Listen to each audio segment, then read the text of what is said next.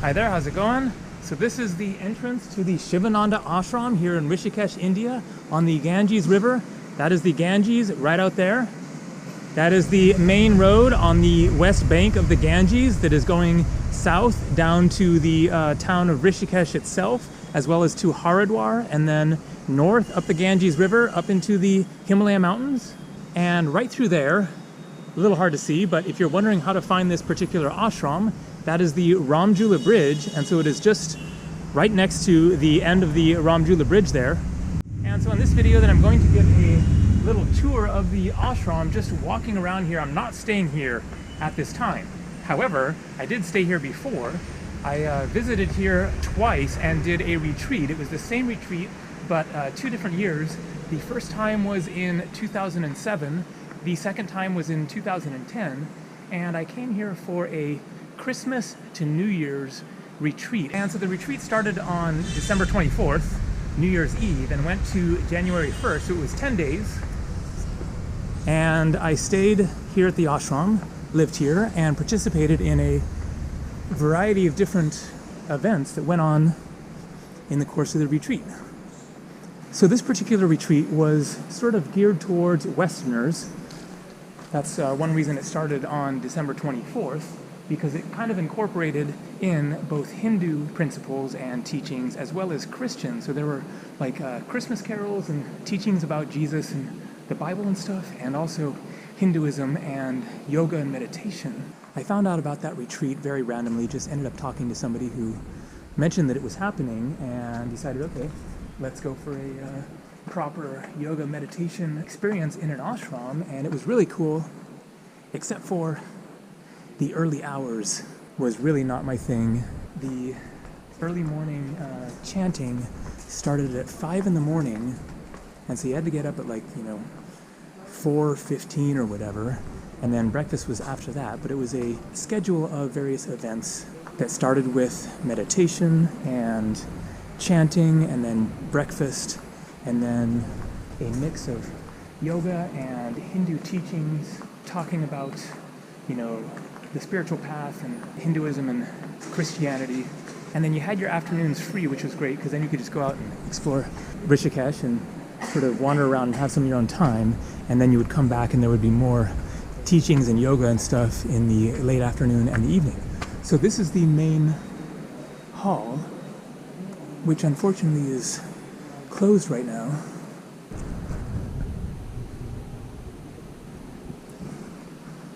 Actually, I think there's another main hall over here. All right, there you go. This is the main satsang hall. Nothing going on at the moment.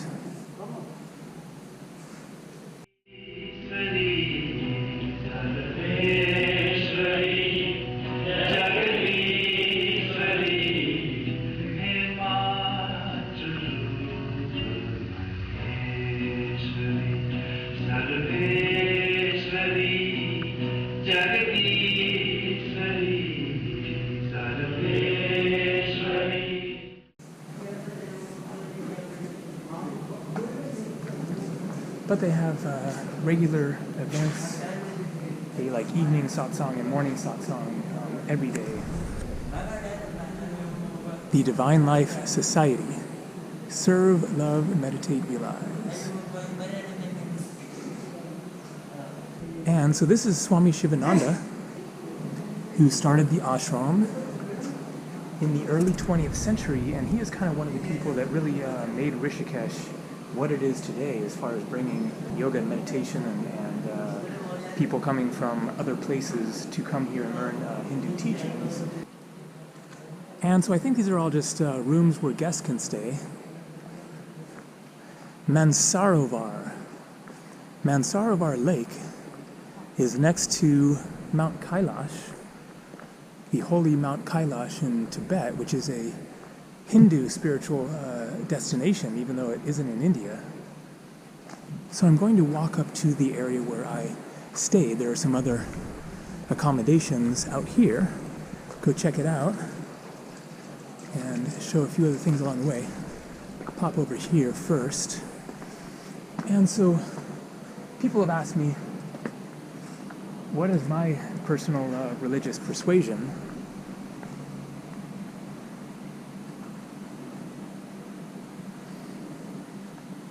And the answer is I don't have one.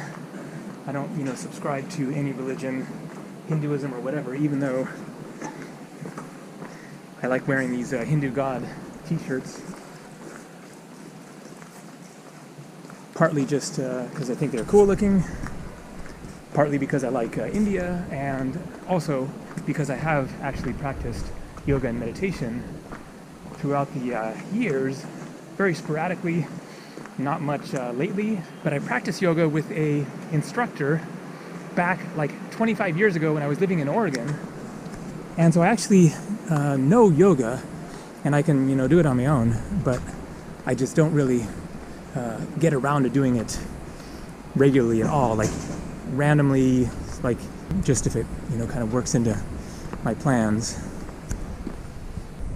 So that is the Sivananda Auditorium, but it is also looks like rooms there for people to stay in. And there are more rooms up here, and up here is where I stayed. These are toilets. But the rooms, at least some of them, the ones that I stayed in, had bathrooms inside the room. So I think it was in here. Ishwar Bhavani. I don't really remember the name exactly, but remember the location, and I think we had meals in there. Okay, well, it's open.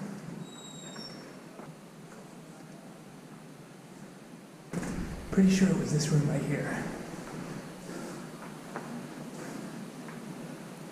I had a roommate from India, but almost all the other participants of the retreat were Westerners. And then I remember next door once, this guy snoring so loudly, it was like keeping me awake, even though I was next door and had earplugs in.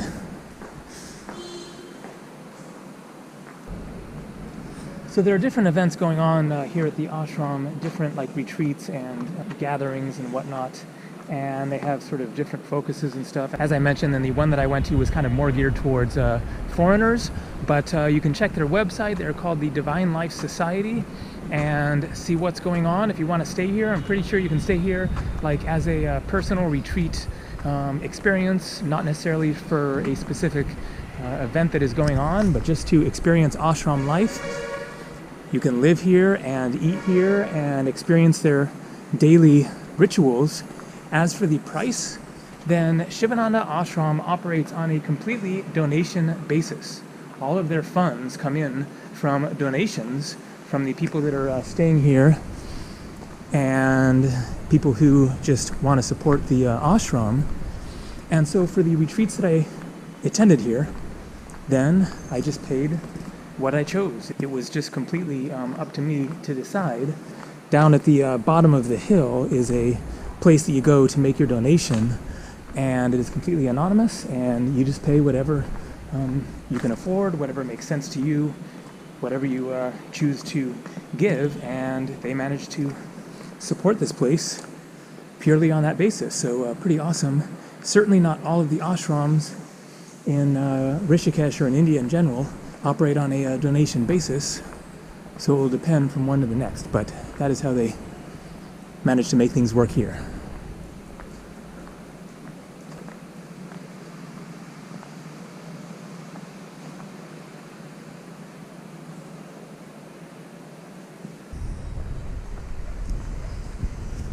All right, thanks for watching. I hope you enjoyed this tour of a ashram in Rishikesh, India. Take it easy, more coming from India.